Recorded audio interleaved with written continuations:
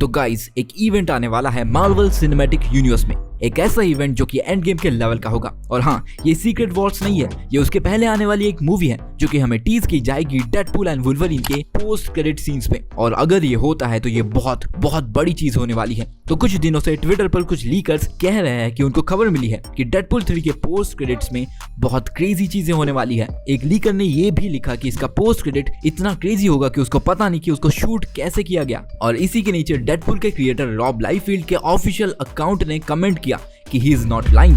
और Rob लाइफील्ड movie के production में भी इन्वॉल्व होते हैं, मतलब कि इस बात में दम तो है। इवन बाकी लीकर्स ने भी इसको टीज किया और कहा कि वो इस चीज को थिएटर एक्सपीरियंस के लिए बचाना चाहते हैं, जो कि हम लीकर से बिल्कुल भी एक्सपेक्ट नहीं करते। अगर उन्हें कोई भी अंदर की चीज पता चलती है तो वो उसे तुरंत शेयर कर देते हैं, लेकिन यहाँ पर वो बोल रहे हैं कि हम इस चीज को बचाना चाहते हैं, हम उसको शेयर नहीं करना चाहते। मतलब डेफिनेटली ये कोई बड़ी बात है। तो फिर कुछ लोगों ने अजम्पशंस करना शुरू कर दिया। कुछ लोगों ने कहा कि क्या ये टोबी मैगवायर के स्पाइडरमैन के कैमियो को लेकर है। इस पर लीकर्स ने कहा कि बिल्कुल नहीं, स्पाइडरमैन के राइट सोनी के पास है और वो ऐसे ही किसी मूवी में उसको नहीं देंगे। फिर कुछ लोगों ने कहा कि क्या ये एवेंजर्स वर्सेस एक्समैन को लेकर है। तो लीकर्स ने इस पर कुछ भी नहीं कहा, ना ही उन्होंने इसको डिनाई किया और ना ही एक्सेप्ट किया। और बाकी लीकर्स ने भी एवेंजर्स वर्सेस एक्समैन को टीज किया। और भी कुछ बातें हैं जो कि इस रूमर को स्ट्रॉन्ग बनाती है, उसी के बारे में बात करेंगे इस वीडियो में। पर ये क्रॉसओवर होगा कैसे? मार्वल के यूनिवर्स में तो एक्समैन है ही नहीं और एवेंजर्स भी नहीं है। तो देखो, ये एवेंजर्स वर्सेस एक्समैन कोई एक यूनिवर्स की बात नहीं है, ये एक मल्टीवर्सल वॉर होने वाला है दो यूनिवर्सेस के बीच में। एक में एवेंजर्स होंगे जो कि अपना मेन वाला मार्वल यूनिवर्स है, और दूसरा होगा एक्समैन वाला यूनिवर्स, जो कि कौन सा होगा उसका टीज हमको ऑलरेडी मिल चुका है। अभी क्वेश्चन ये आता है कि ये दोनों यूनिवर्सेस या दोनों टीम्स क्यों लड़ेगी। इसको जानने के लिए आपको सीक्रेट वॉर्स और इनकर्जन्स के बारे में थोड़ी सी जानकारी होनी चाहिए। तो 2 मिनट उसके बारे में बात कर लेते हैं। तो होता ये है कि किसी वजह से मार्वल के मल्टीवर्स में एक चेन रिएक्शन शुरू हो जाता है। कैसा चेन रिएक्शन? यूनिवर्सेस एक दूसरे के साथ कोलाइड करने लग जाते हैं और एक के बाद एक यूनिवर्सेस डिस्ट्रॉय होते जाते हैं और धीरे धीरे मार्वल का मल्टीवर्स डेड होते जाता है। और इसी यूनिवर्स के कोलाइजन को कहा जाता है इनकर्जन। इसमें होता यह है कि जब भी दो यूनिवर्स कोलाइड करते हैं, उन यूनिवर्सेस की अर्थ आमने सामने आ जाती है और अगर दोनों यूनिवर्स को बचाना है तो किसी एक अर्थ को डिस्ट्रॉय करना पड़ेगा, तभी दोनों यूनिवर्सेस सरवाइव कर सकते हैं। और अगर 8 घंटे के अंदर कोई अर्थ डिस्ट्रॉय नहीं की जाती तो दोनों ही यूनिवर्स डिस्ट्रॉय हो जाएंगे।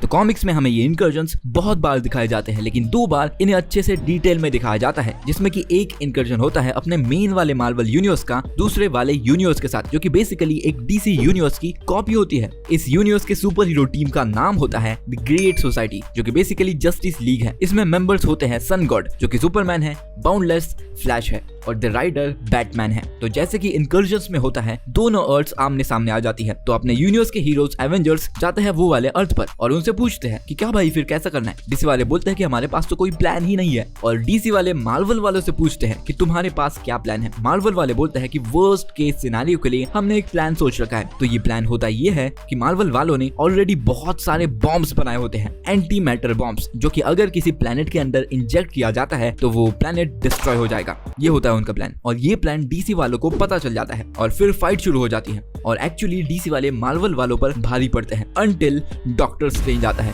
Doctor strange the great society को ऑलमोस्ट मार देता है। बस उसमें से एक सुपरमैन या सन गॉड बचता है, जिसकी की पावर डॉक्टर स्ट्रेंज पूरी एब्जॉर्ब कर लेता है और अब वो सूखे हुए आम के जैसा दिखता है। और वो आखिर तक बोलता है कि प्लीज मेरी अर्थ को डिस्ट्रॉय मत करो, लेकिन अपने हीरोज उसकी नहीं सुनते और सुनेंगे भी कैसे, उनको अपनी अर्थ तो बचानी है। आखिर में वो उस डीसी वाली अर्थ को डिस्ट्रॉय कर देते हैं और दोनों यूनिवर्स बच जाते हैं। दूसरा इनकर्जन होता है वो लास्ट इनकर्जन होता है, यानी कि पूरे यूनिवर्स डिस्ट्रॉय होने के बाद बस 2 यूनिवर्स बच जाते हैं और उन्हीं के बीच में इनकर्जन होता है। तो ये यूनिवर्स होते हैं मार्वल का मेन वाला यूनिवर्स और मार्वल का अल्टीमेट यूनिवर्स। और इन दोनों यूनिवर्स के हीरोज के बीच में फाइट होती है, लेकिन आखिर में ये दोनों ही यूनिवर्स डिस्ट्रॉय हो जाते हैं। और उसके बाद क्या होता है उसको जानने के लिए आप ये वाला वीडियो देख सकते हैं। तो अभी हमें एक आइडिया मिल चुका है कि 2 यूनिवर्स की अर्थ क्यों फाइट कर सकती है अगर दोनों यूनिवर्स के बीच में इनकर्जन होता है तब। अब सोचो, अगर ऐसे ही एमसीयू के अर्थ के साथ होता है, जहाँ की एक तो अपनी मार्वल वाली अर्थ होगी और दूसरी जहाँ की एक्समैन होंगे, तो ये इवेंट बन जाता है एवेंजर्स वर्सेस एक्समैन। और ये सीक्रेट वॉर्स के पहले होना जरूरी है, क्योंकि सीक्रेट वॉर्स के बाद सब इश्यूज सेटल हो जाते हैं और इनकर्जन्स भी नहीं होते।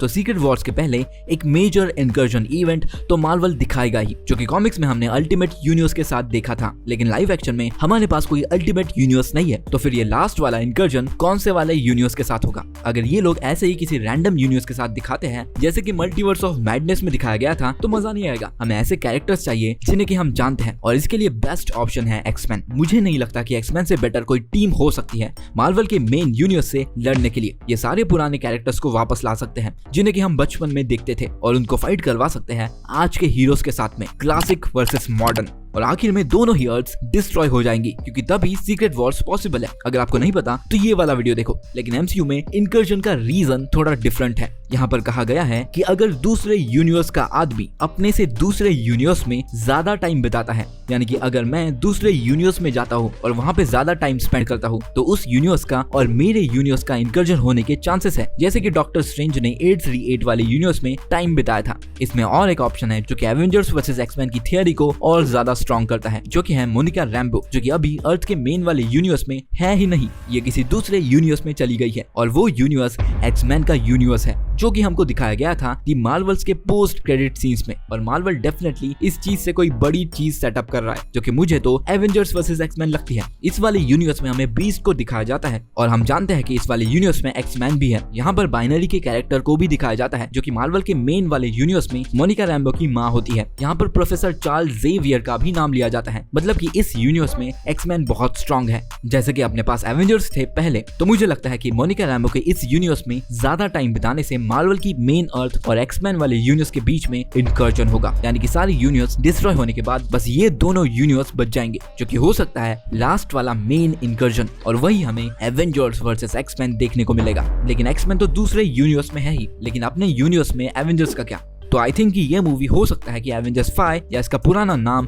कैंग डायनेस्टी के बाद आए और तब तक एक तगड़ी एवेंजर्स की टीम सेटअप हो जाए जो कि एक्समैन को फाइट कर सके, जो कि आई होप कि ये लोग जल्दी करेंगे। मतलब कैसा बेकार टाइम चल रहा है। सोनी के स्पाइडरमैन यूनिवर्स में स्पाइडरमैन नहीं है, मार्वल के यूनिवर्स में एवेंजर्स नहीं है, तो फिर हम क्या देखें? तो बस यही था ये वीडियो। अगर आपको ये वीडियो पसंद आया तो लाइक कर दो और सब्सक्राइब कर दो।